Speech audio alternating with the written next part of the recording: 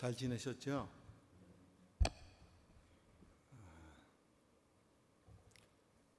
이제 오늘이 저한테 주어지는 5번의 설교 마지막 시간이기도 하고요. 또 저희가 이제 칼빈의 5대 교리 제 마지막 오늘 교리 성도의 견인 할 차례예요. 로마서 8장 38절로 39절 말씀을 오늘 성경 저희들이 본문인데요. 제가 봉독하기로 하겠습니다. 내가 확신하노니 사망이나 생명이나 천사들이나 권세자들이나 현재일이나 장래일이나 능력이나 높음이나 깊음이나 다른 어떤 피조물이라도 우리를 우리 주 그리스도 예수 안에 있는 하나님의 사랑에서 끊을 수 없으리라. 아멘. 잠깐 기도하시겠습니다. 아버지 고맙습니다. 감사합니다. 주일 지난 3일간도 저희들과 함께 동행하시고 지켜주시고 보호해 주시다가 성전에 나와 하나님의 말씀을 함께 나누는 귀한 시간 허락해 주시며 감사합니다. 이 시간이 복되게 은혜를 베풀어 주시옵시고 하나님 진정 원하시는 말씀만 온전히 선포되고 함께 나눌 수 있도록 성령이 이 시간 온전히 주장해 주시옵소서. 그렇게 해 주실 것으로 믿고 감사하며 예수님의 이름으로 기도하옵나이다. 아멘. 오늘의 주제는 모든 일에 넉넉히 이기는 사람들 이랬습니다. 근데 사실은 사실 주제는 성도의 견인인데요. 성도의 보존이라고도 하기도 하고요. 이게 칼빈의 5대 교리 중에 제일 마지막 교리입니다. 하나님의 말씀이 이제 구약을 통해서 또 예수 그리스도를 통해서 우리에게까지 증거되게 하시고 사도 바울을 통해서 더 말씀이 확립되었고 이제 그 사도 바울의 확립된 말씀들이 또 어거스틴을 통해서 더 확립되었고 그게 이제 칼빈에게 와서는 칼빈은 그것을 정말 기독교 강요라고 하는 27살밖에 안 된 청년이 어마어마한 기독교에 관한 글을 씁니다. 그리고 그 책에 나오는 모든 내용들이 이제 나중에는 기독교 5대 교리, 칼빈의 5대 교리로 정리되고 또 그것을 기초로 해서 소설을 쓰신 분이 한 분이 계신데 존 버년이라고 하는 분 철로 역정이라는 책을 쓰셨죠.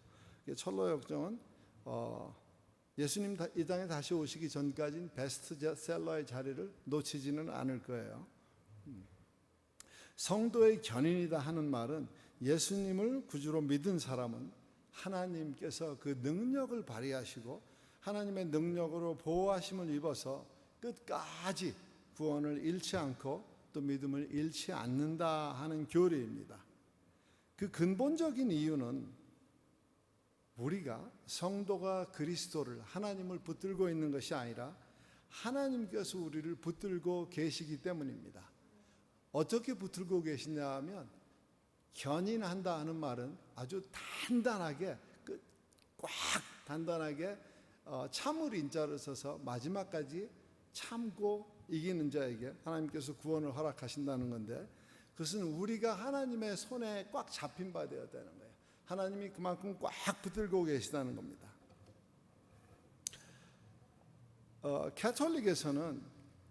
캐톨릭의 구원관은 신인협력설 혹은 신인협동론 이렇게 얘기하고 있어요. 그리고 그분들은 인간의 자유의지를 무척 존중하기 때문에 성도의 견인 이 교리에 대해서 반대하고 있습니다. 또 알미니안주의는 캐톨릭하고 너무 비슷한 거예요. 너무 같다고 볼 수도 있어요. 인간의 자유의지에 그 구원관이 근거하고 있습니다. 그리고 이분들은 믿는 자라 할지라도 타락할 수 있고 또 이 구원관에 무엇을 근거로 하고 있냐면 인간의 선행, 인간의 행위에 그 근원을 두고 있습니다. 루터교 하면 우리랑 많이 비슷할 것 같아요. 마치 성공회 같이 모든 예배와 행위에 있어서는 캐톨릭을 따르나 교리는 신교입니다. 개신교입니다. 근데 이분들은 그들의 교리를 보면 이쪽도 조금 저쪽도 조금 하는 중도적 입장을 버리지 않고 있습니다. 그래서 이분들은 또 인간이 계속적으로 노력을 해야 된다고 주장하고 있습니다. 칼빈주의는 긍정적인 모양새를 가지고 있고요.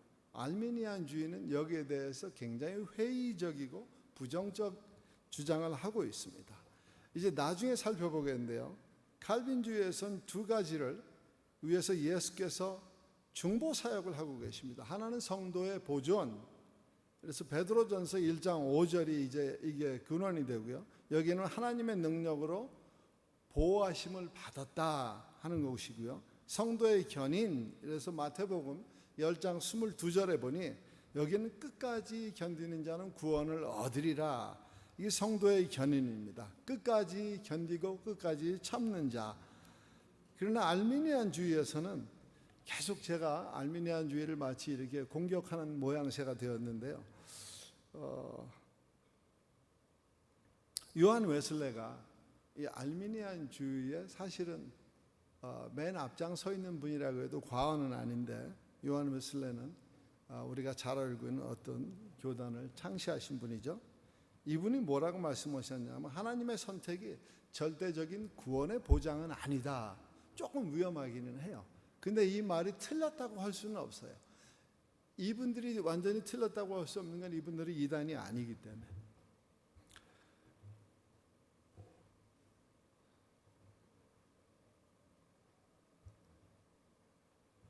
이 말을 풀이를 하면 믿는 자가 성령의 인도를 따라서 계속해서 하나님의 뜻을 행하면 주신 사명에 충실할 때 구원이 보장된다 하는 것이에요.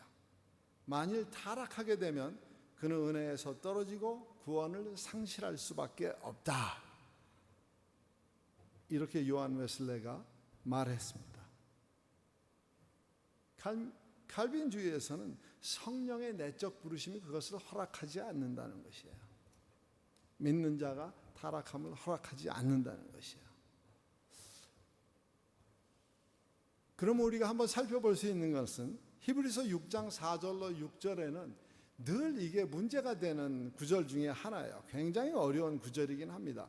제가 이 구절을 봉독해 드리겠습니다. 한 번 빛을 받고 하늘의 은사를 맛보고 성령에 참여한 바 되고 하나님의 선한 말씀과 내세의 능력을 맛보고 그렇게 하고도 타락한 자들은 다시 새롭게 하여 회개하게 할 수 없다.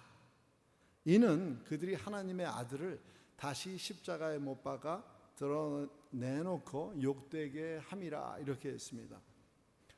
그러면 마치 이것은 믿는 자가 하늘의 은사까지 체험하였어요. 성령께서 역사하셨어요. 그리고 하나님의 말씀과 내세의 능력을 체험하고도 타락한 자들을 이렇게 풀이를 할 수 있는가? 언뜻 보면 또 그렇게 풀이도 할 수 있어요. 그러나 이것은 신학자들이, 정말 많은 신학자들이 이 구절에 대해서 주석도 내리고 해석하기를 잠깐 교회에 잠깐 나왔다. 본래 하나님께서 택하신 자가 아닌데도 불구하고 교회에 잠깐 나왔는데 그가 받아들일 수 없는 거죠. 하나님이 택하시지 않았기 때문에 이러한 말씀을 받아들이지 않고 잠깐 맛만 보고 나가는 사람들. 이분들은 원래부터 타락한 자들이라는 것이에요. 믿는 자가 타락한 것이 아니라. 히브리서 3장 12절에는 형제들아 너희는 삼가 혹 너희 중에 누가 믿지 아니하는 악한 마음을 품고 살아계신 하나님에게서 떨어질까 조심하라. 또 히브리서 10장 29번째 9절에는 하물며 하나님의 아들을 짓밟고 자기를 거룩하게 한 언약의 피를 부정한 것으로 여기고 은혜의 성령을 욕되게 하는 자가 당연히 받을 형벌은 얼마나 더 무겁겠느냐. 배교할 수 있는 신앙인들이라고 이렇게 끄집어서 이 구절들을 끄집어냈어요. 근데 히브리서는 서신이라고 보기에는 좀 어렵고 실상은 설교의 사도 바울이 설교한 것과 같은 형식의 글이라고 그래요. 히브리서를 대다수의 신학자가 99%는 바울이 썼다고 이렇게 얘기하고요. 시대 상황이라든지 문체는 다르다고 그래요. 그러나 여러 가지를 살펴볼 때 바울이 쓰지 않았다고 얘기할 수는 없다고 이렇게들 말합니다. 유독 히브리서에 이런 표현들이 되게 많아요. 그런데 이런 표현을 사용한 이유는 정확히 드러날 수 있는 게 누구를 향해서 이 글을 썼는가 그랬더니 디아스포라 유대인 중에 기독교인으로 교회에 나오는 사람들을 대상으로 해서 이 글을 썼다고 그래요. 그 디아스포라 기독교 유대인들은 마치 우리들과 같이 이민 생활을 하는 거예요. 본토 아비집을 놔두고 다 외지에 흩어져서 신앙생활하고 이민생활하고 얼마나 고된 생활을 하는지 몰라요. 이민생활을 하다 보면 내 나라가 아니니까 늘 어떤 그 압박도 받고 스트레스도 받고 여러 가지 일들이 쉽게 해결되지 않을 땐 내 나라라면 얼마나 좋을까, 여기가 한국이라 그러면 얼마나 좋을까 하는 우리 생각들 많이 하죠. 마치 이 당시에 디아스포라 흩어진 유대인들조차도 그러한 생각으로 늘 이분들이 교회는 나와요. 교회는 나오는데 이분들이 유대교 형식으로 예배를 드리기를 원하고 상대적으로 유대교가 회당에서 모인 시나고그라고 하는 그 회당에 모여서 예배 드리는 걸 좋아하고 성도들이 모여서 예배 드리는 다른 형식의 좀 옷이 안 맞는 것 같은 모양새를 가지고 있고, 그러니까 이분들은 늘 마치 두 종교 사이에서 유대교와 기독교 사이에서 줄타기하고 양다리 걸치며 신앙생활을 하다가 어려움이 닥치면, 이 기독교 쪽에 어려움이 닥치면 쉽게 밧줄을 갈아타든지 또 가던 노선을 바꿔 타든지 그렇게 하려는 분들이 굉장히 많았다는 겁니다. 그래서 경고하느라고 경계의 말씀을 사도 바울이 히브리서로다가 서신이 아닌 설교 형식의 글을 썼다는 것입니다. 1618년부터 19년 사이 7개월에 걸쳐서 154번 모였어요. 도르트 종교회의가. 여기에서는 여러 가지를 이제 칼빈의 5대 교리를 주장하는데 그 중에 가장 중요한 것이 예수 그리스도에 관한 부분이에요. 예수 그리스도는 우리에게 믿음을 주신 분이고 또한 우리의 믿음을 끝까지 지켜주시는 분이시다. 에베소서 1장 13절에는 우리 성령의 인치심을 우리가 받았다는 거예요. 그런데 어떤 성령의 인치심이냐 하면 약속의 성령으로 인치심을 받았다 하는 것입니다. 성도의 견인교리는 두 가지로 나누어 생각할 수 있는데 첫 번째는 성도의 보존이라는 것입니다. 하나님의 입장에서 본 것이에요. 이거는 베드로전서 1장 5절에 말씀대로 성도가 믿음에서 떨어지지 아니하고 구원을 잃지 않도록 하나님의 능력으로 끝까지 보호해 주신다, 끝까지 보존해 주신다 하는 것이고요. 두 번째로는 성도의 견인은 우리들 사람의 입장에서 본 성도의 견인은 하나님으로부터 참된 구원을 받은 사람은, 이미 창세전에 택함을 받은 사람은 결코 그 믿음을 잊어버리지 않고 끝까지 지킨다 하는 것입니다. 마태복음 10장 22절에 내 이름을 인하여 끝까지 견디는 자는 구원을 얻으리라고 했어요. 이 말씀은 인간이 우리의 의지로 끝까지 믿음을 유지해야 구원도 유지된다 하는 말이 아니라 참된 성도는 하나님의 능력으로 끝까지 믿음을 유지하고 구원을 받게 된다는 의미입니다. 조금 말이 비슷하기는 해요. 그런데 하나는 내가 한다는 것이고 하나는 하나님께서 우리를 그렇게 인도하신다는 것이에요. 우리는 내가 할 수 없잖아요. 구원의 완성은 하나님께서 하십니다. 물론 성도들도 일시적 혹은 부분적으로 사단의 유혹이나 혹은 우리 안에 남아있는 죄성, 우리가 육체를 입었기 때문에 혹은 또 세상 쾌락에 이끌려서 타락할 수도 있어요. 이것은 잠깐의 타락이지 범죄한다는 것은 아니고요. 삼위께서 이 모습을 보시면 항상 협력하여서 일하십니다. 성부께서는 징계를 하시고요.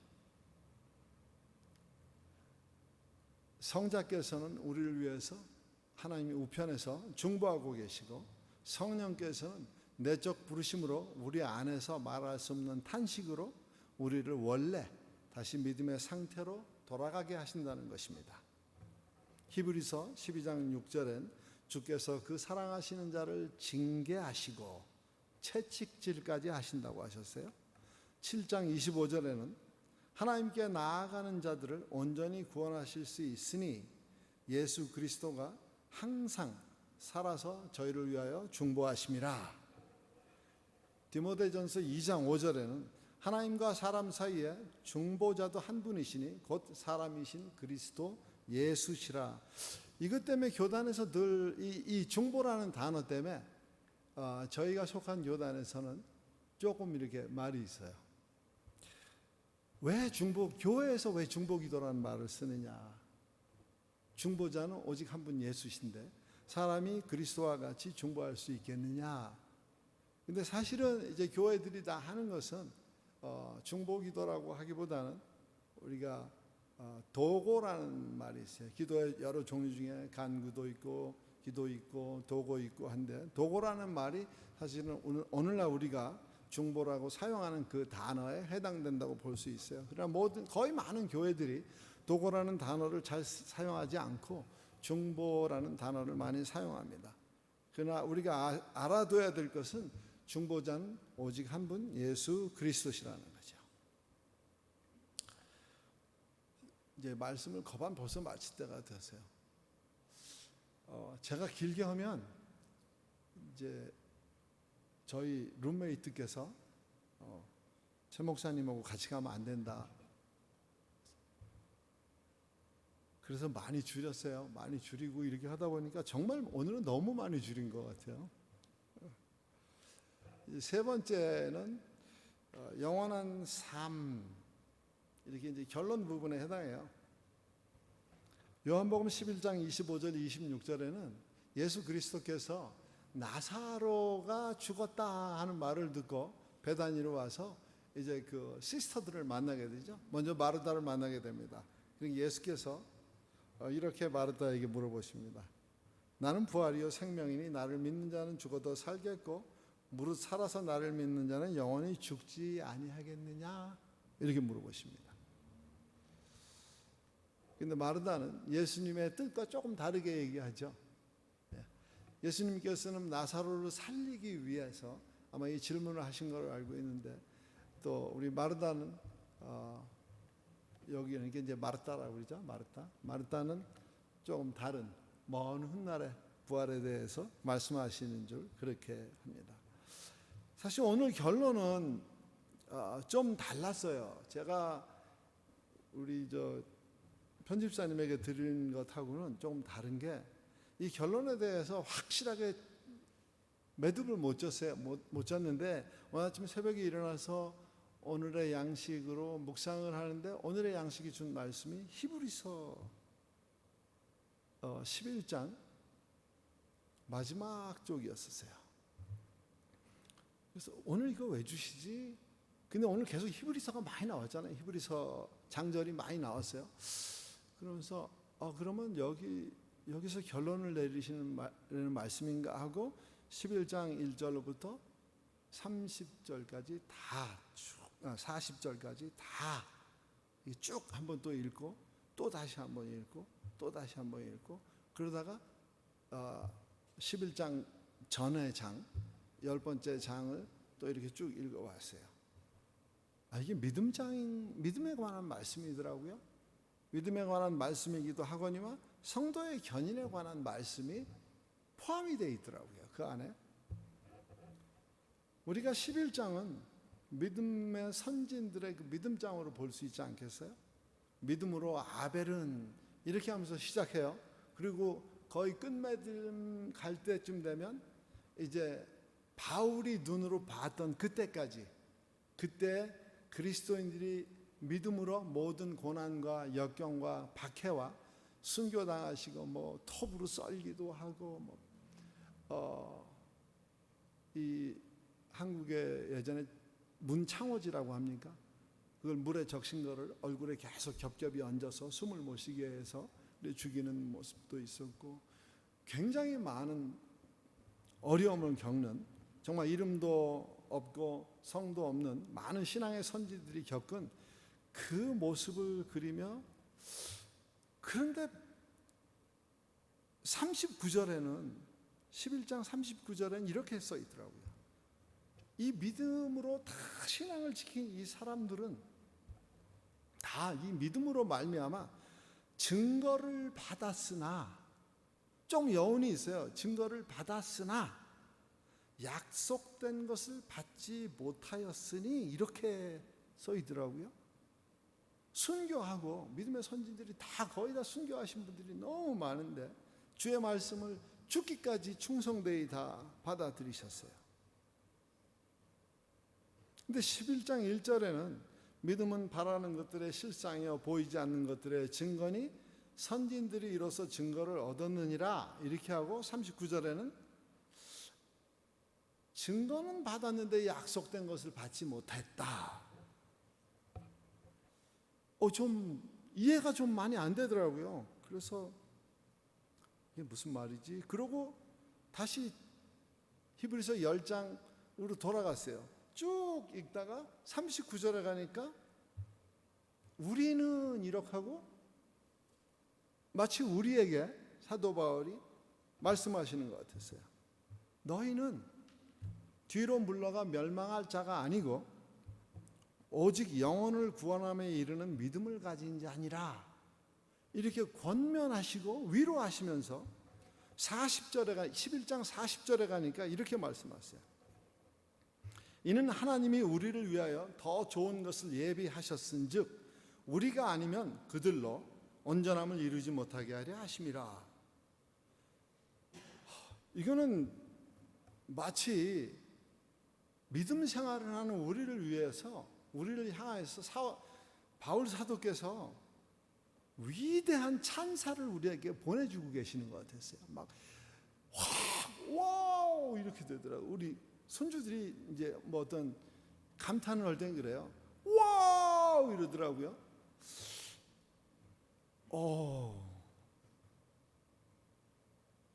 우리가 이 믿음의 11장에 나오는 믿음의 선진들이 증거만 받고 약속을 받지 못했어요. 완전하지를 못했어요. 뭐가 좀 남아있는 부분을 우리가 채웠다는 거예요. 우리의 성도의 견인, 끝까지 견디고 참음으로 인해서 나타나는 그것들이 우리 믿음의 선진들이 온전케 되었다는 거예요. 완전하게 되었다는 거예요. 놀랐습니다.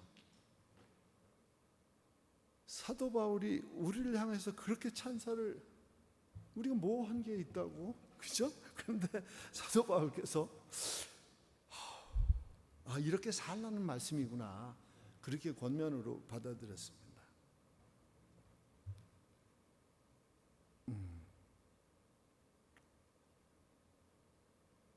원래는 제가 에피소드를 이제 한 3개쯤 정했었어요. 그런데 기왕에 일찍 끝내는 거 빨리 끝내죠, 뭐, 그죠? 그래서 하나만 제가 에피소드를 하겠습니다. 제가 30년 만에 우리 큰애 둘째한테 한 달 보름 전에 이제 어떤 메시지를 받았어요, 카톡으로. 그리고 제가 30년 동안 자유롭지 못했던 부분이 있었어요. 거기로부터 굉장히 자유하게 되었어요. 이제 자유함을 누렸어요. 저는 딸이 4이고 아들이 하나예요.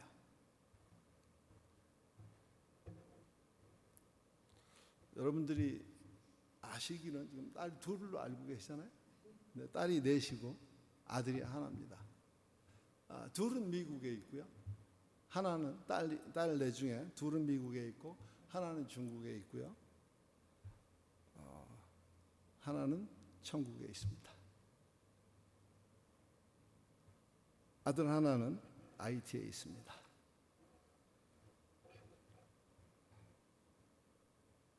천국에 있는 아이한테는 제가 자유롭지 못했어요. 30년 동안. 누구한테도 얘기할 수 없었어요. 우리 아이들이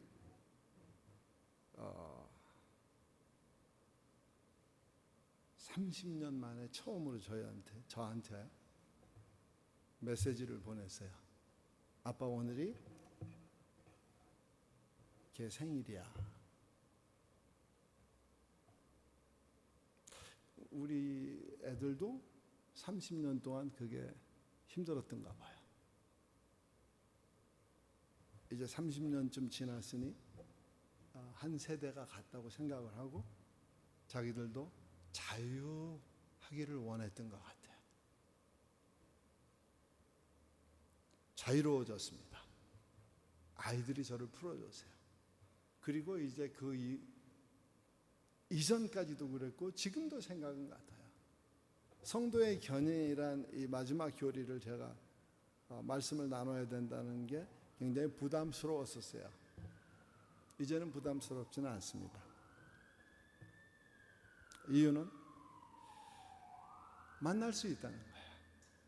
제가 끝까지 하나님이 나를 택하여 주시고 하나님이 나를 하나님의 능력으로 보호하시고 성도의 견인을 통해서 천국으로 인도하실 것을 믿기 때문에 만날 수 있다는 소망과 희망이 있습니다.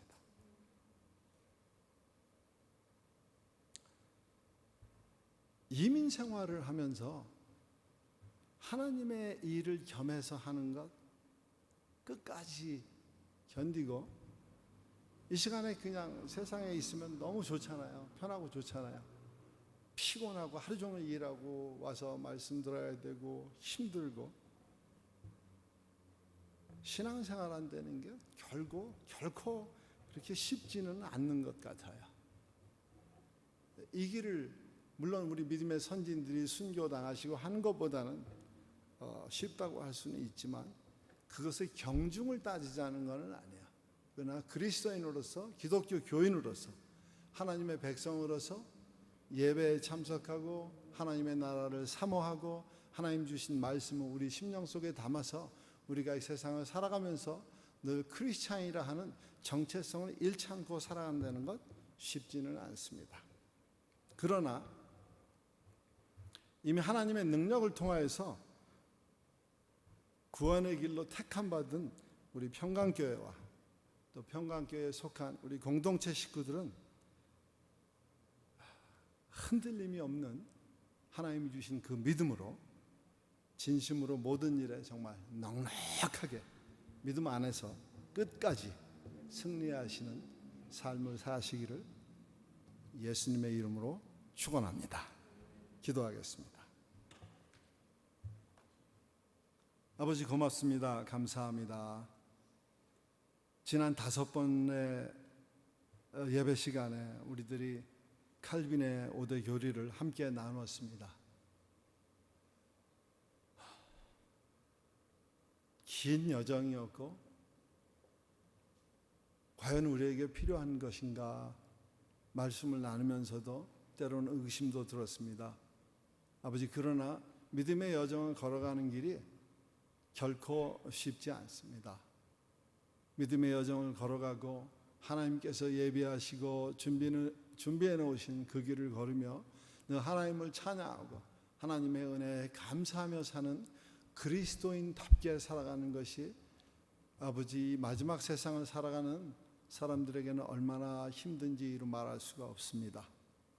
저희 위로해 주시고 늘 동행해 주시는 우리 성령께서 우리의 발걸음을 하나님이 가장 기뻐하시는 대로, 하나님이 가장 즐거워하시는 대로, 하나님이 가장 원하시는 대로 우리를 걸어갈 수 있도록 은혜 베풀어 주심에 실로 감사를 드립니다. 우리 사랑하는 평강교회와 아버지 평강교회에 속한 공동체 식구들 한 분 한 분을 기억해 주시옵시고, 성도의 견인의 교리에 따라서, 아니 그 교리가 아닐지라도 하나님이 우리를 인도하시고 하나님이 우리를 하나님의 능력으로 우리를 보존하시고 견인하신다는 놀라운 사실 앞에 감사함으로 넉넉하게 험한 세상 이기며 살아갈 수 있도록 은혜 허락해 주시옵소서. 모든 것 감사하고 예수님의 이름으로 기도하옵나이다. 아멘. 주님 가르쳐 주신 기도로서 오늘 수요 예배 마치도록 하겠습니다. 하늘에 계신 우리 아버지여, 이름이 거룩히 여김을 받으시오며 나라의 마옵시며 뜻이 하늘에서 이루어진 것 같이 땅에서도 이루어지이다. 오늘날 우리에게 일용할 양식을 주시고 우리가 우리에게 죄 지은 자를 사하여 준 것 같이 우리 죄를 사하여 주시옵고 우리를 시험에 들게 하지 마시옵고 다만 악에서 구하옵소서. 내게 나라와 권세와 영광이 아버지께 영원히 있사옵나이다. 아멘.